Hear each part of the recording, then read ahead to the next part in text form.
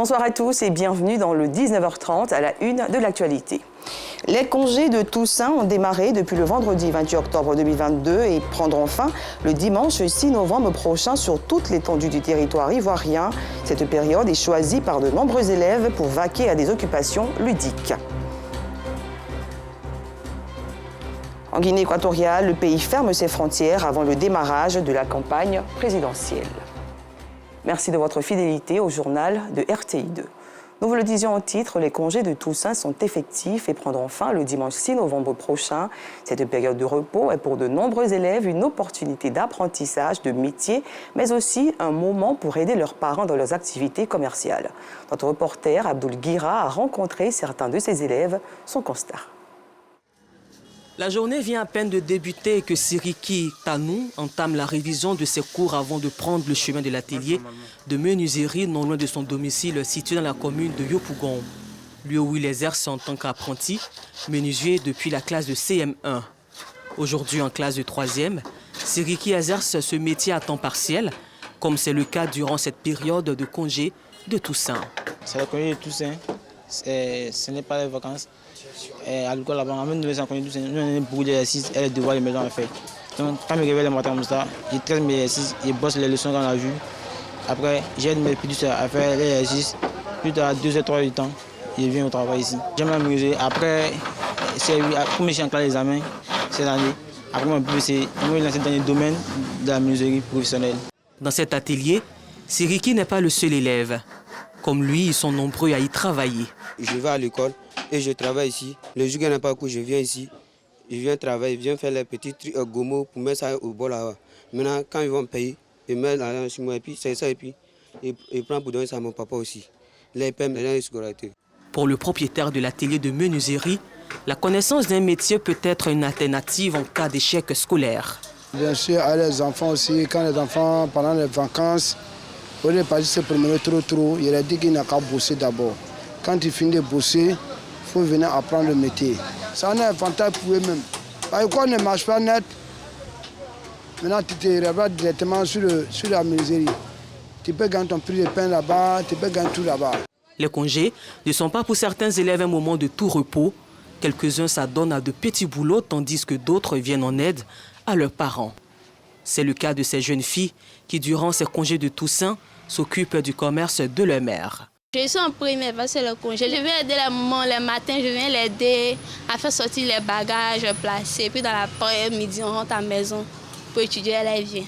Ce père de famille, lui, estime qu'apprendre un métier durant des périodes de congé est pour les enfants une manière de s'occuper sainement. Pendant les vacances, les jours, les congés, les petits congés comme les congés de Toussaint, les congés de Noël, c'est le seul moyen pour les encadrer. Pour ne pas qu'ils se promènent avec les délinquants. On les montre un peu les trucs qu'il faut faire en cas de petites réparations. Entre s'adonner à de petits métiers, soit pour subvenir à leurs besoins, soit pour s'occuper sainement durant ces congés, certains élèves ont fait le choix de se divertir en s'adonnant à des jeux ludiques pendant cette période de congé.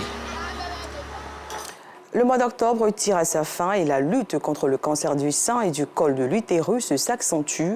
De nombreux organismes volent au secours des femmes affectées par ces maladies. C'est le cas de la Fondation Femmes Sounamite en Action. Elle a organisé récemment dans la commune de Cocody une collecte de fonds, un élan de solidarité suivi par notre reporter Yacouba Koulibaly. Face à la menace du cancer, l'espoir est permis. Pourvu que l'on contrôle son alimentation, exerce le sport au quotidien, et ce, après un test de dépistage indiquant le statut d'existence d'un cancer. C'est le témoignage d'un homme de la soixantaine révolue, guéri du cancer d'estomac, un mal qu'il a su gérer depuis 2008 jusqu'à 2016. J'ai eu un ballonnement une nuit. Quand j'ai été voir un ami d'enfance, il m'a dit que si je restais une semaine, c'était suffisant pour que je ne sois plus en vie et qu'il était prêt à m'accompagner en France pour des soins. Et je pense que ça a été la bonne décision. La présidente de la Fondation Femmes Sounamite en Action, FFSA, se souvient encore du cancer qui a emporté sa sœur aînée. Pour éviter la mort à d'autres femmes testées positives, elle organise avec ses membres une collecte de fonds pour voler au secours des malades du cancer du sein et du col de l'utérus. Objectif, donner espoir à cette couche vulnérable en détresse en leur offrant la possibilité d'une prise en charge médicale. Nous avons organisé ce dîner gala pour recueillir des fonds qui nous permettront d'aider des personnes déjà malades, des fonds qui nous permettront également de continuer la sensibilisation. Une initiative encouragée par des partenaires et invités qui promettent d'accompagner cette lutte. Depuis 6 ans, nous nous faisons fort avec la Fondation de parcourir tout le pays, toute la Côte d'Ivoire, pour des journées de sensibilisation et de dépistage de nos mamans, de nos sœurs et de nos femmes. On devait les encourager par rapport à les problèmes de santé, de cancer, par rapport à les femmes qui n'ont pas assez de moyens. Donc, vraiment, je dis à tout le monde, ceux qui peuvent les aider, il n'y a qu'à voir les possibilités pour qu'on peut les soutenir, pour les encourager leur travail là.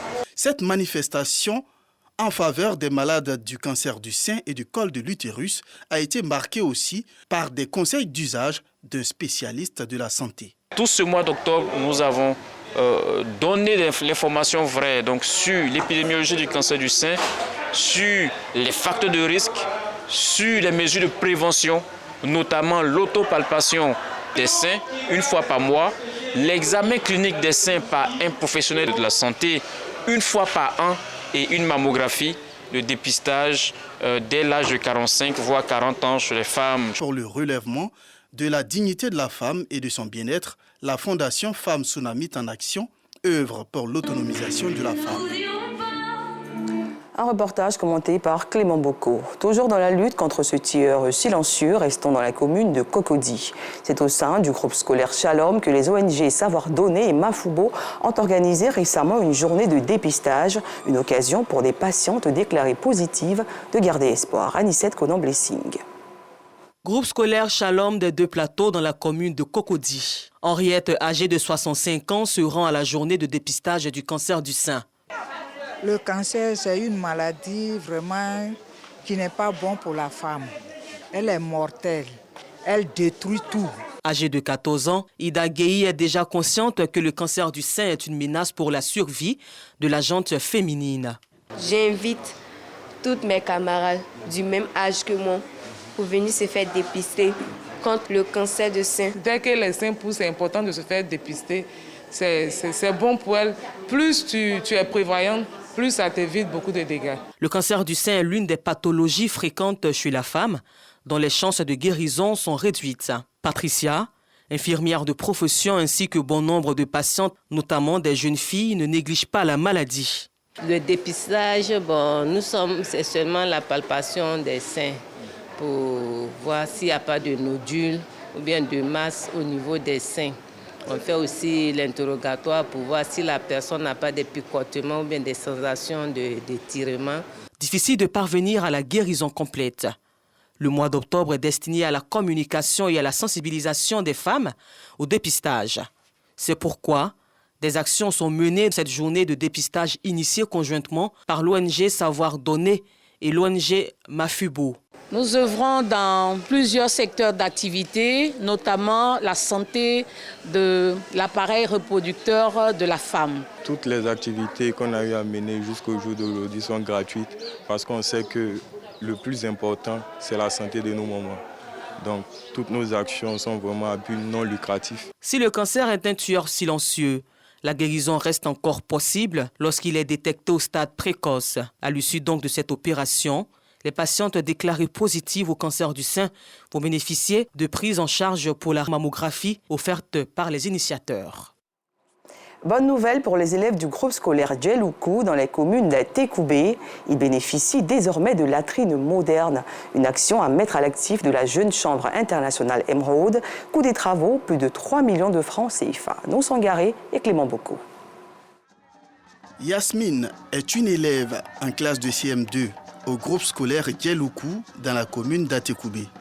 Désormais, cette fillette de 9 ans peut faire ses besoins dans les toilettes de son école.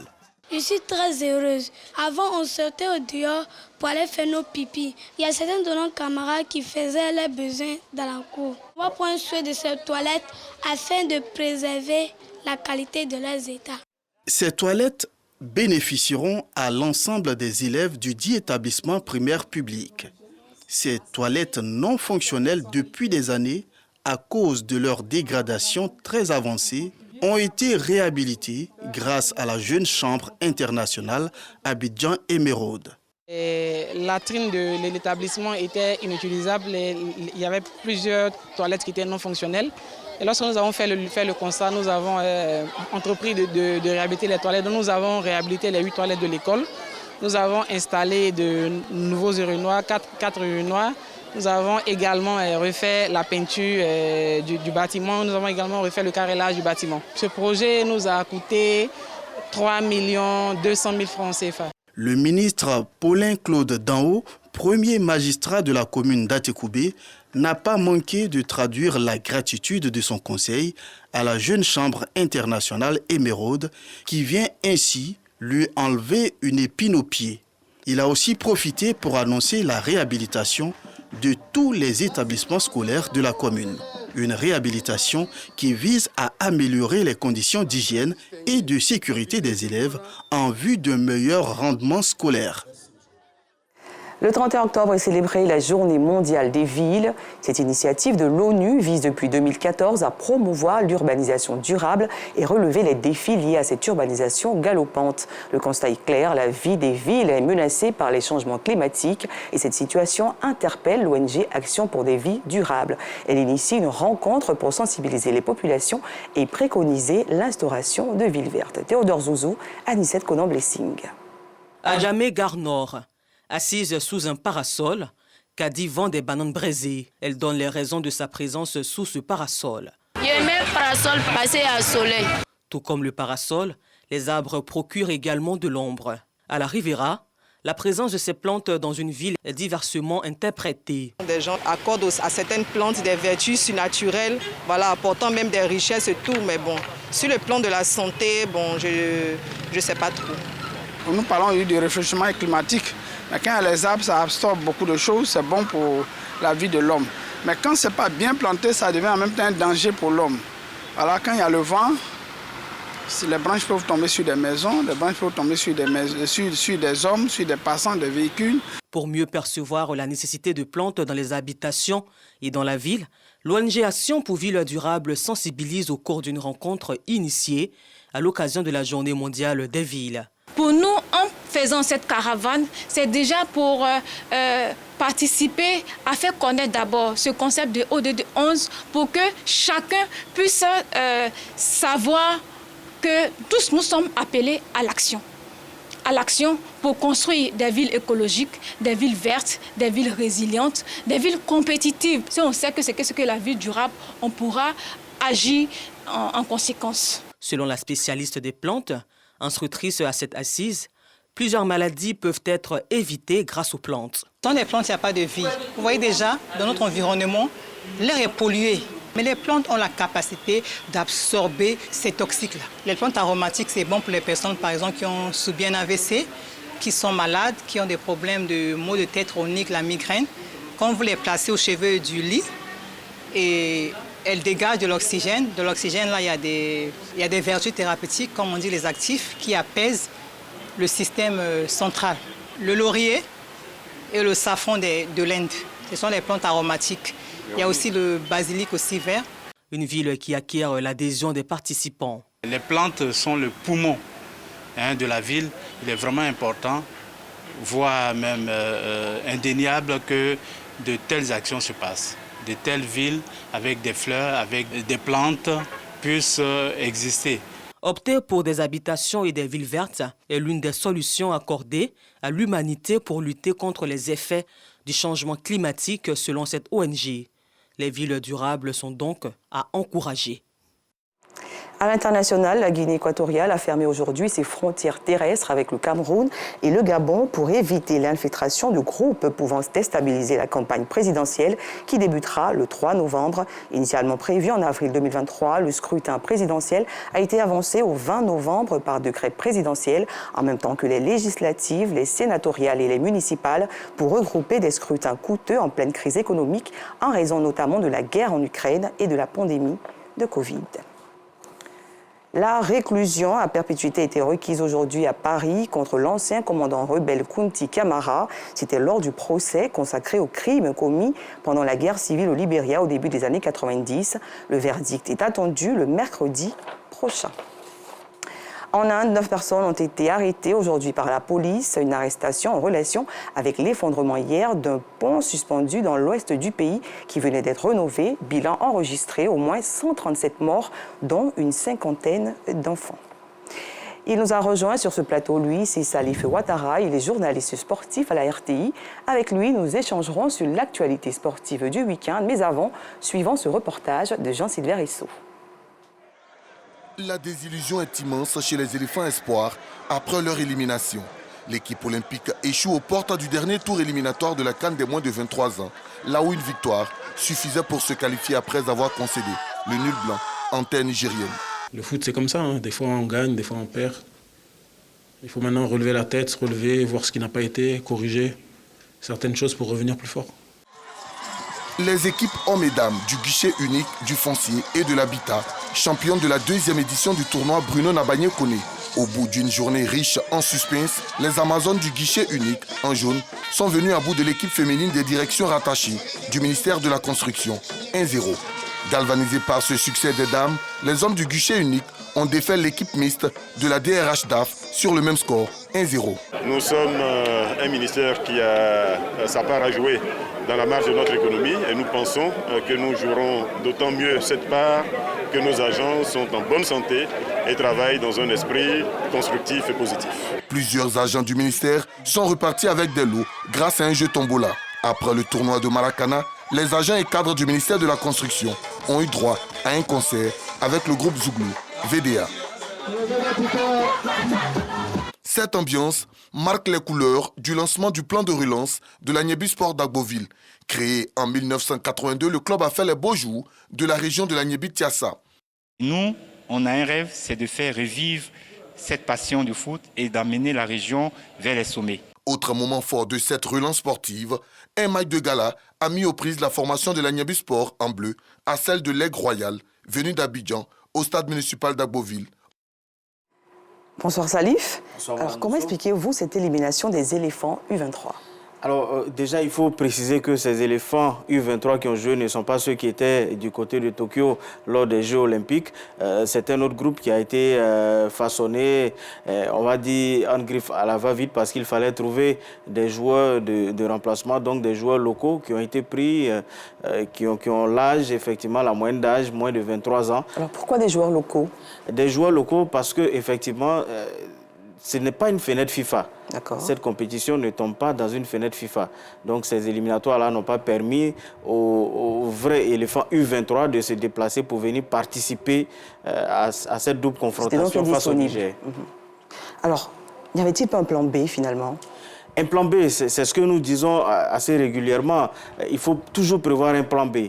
Le plan B, c'est quoi? À côté de la sélection, les joueurs sûrs qu'on a, il faut à tout moment faire le tour des différents stades que nous avons, les différentes compétitions également. S'il y a des compétitions jeunes, le championnat national lui-même, aller fouiller, trouver les talents, les façonner, les garder, avoir un répertoire au moins où à chaque fois on peut les solliciter. Ce qui n'a pas été le cas. On a senti que le sélectionneur Faye Mers, tout de suite, s'est rabattu sur le championnat. Mais ces joueurs-là n'avaient pas forcément les automatismes puisqu'ils ne se connaissent pas. Ils ne jouent pas forcément dans le même club. C'était donc difficile à un moment donné. D'accord. Alors, quelles leçons peut-on tirer de cette défaite? Les leçons qu'il faut tirer, la première leçon, déjà, c'est comme on le dit, c'est de revenir aux fondamentaux, d'avoir toujours un plan B. Ça, c'est la première leçon. La deuxième, c'est qu'il faut qu'on essaye de penser à un nivellement, qu'on ait un répertoire, qu'on ait effectivement des éléments sûrs, mais qu'on soit toujours là en sorte de veille pour avoir des joueurs un peu partout qui peuvent tout le temps venir en pompier, mais qui sont également performants. Alors merci Salif d'être passé sur notre plateau. Merci, voilà, comme tous les lundis, nous recevions Salif Ouattara, il est journaliste sportif à la RTI. Avec lui, nous avons décortiqué l'actualité sportive du week-end. Fin de ce journal, merci de l'avoir suivi. Je vous retrouve demain à 19h30.